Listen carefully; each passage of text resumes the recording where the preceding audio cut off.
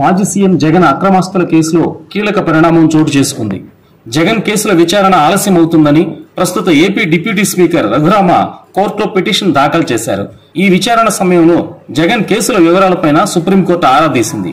జగన్ కేసులకు సంబంధించి విచారణ వివరాలను 2 వారాల్లో సమర్పించాలని ఈడీ, సిబిఐని న్యాయస్థానం ఆదేశించింది. అదేవిధంగా కోర్టులో ఈ కేసులు ఏ దశలో ఉన్నాయో తెలియజేయాలని వివరాలు కోరింది. మాజీ ముఖ్యమంత్రి జగన్ అక్రమాస్తుల కేసు విచారణ ఆలస్యమవుతుందని రఘురామరాజు పిటిషన్ దాఖలు చేశారు. ఈ కేసుల విచారణ మరో రాష్ట్రానికి బదిలీ చేయాలని కూడా కోరారు. దీనిపై సుప్రీంకోర్టు జస్టిస్ అభయ్ ఎస్ ఓకా ధర్మాసనం విచారణ చేపట్టింది. విచారణ ఇన్నాళ్లు ఎందుకు తీసుకుంటుందని ధర్మాసనం ప్రశ్నించింది.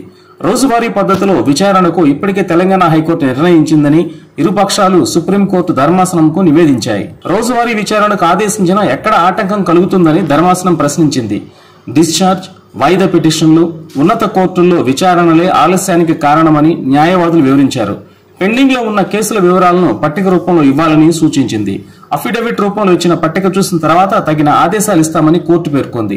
తెలంగాణ హైకోర్టు ఆదేశాలు, ట్రయల్ కోర్టు పెండింగ్ కేసుల వివరాలు ఇవ్వాలని సుప్రీంకోర్టు ఆదేశించింది. తదుపరి విచారణ డిసెంబర్ 13కి వాయిదా వేసింది.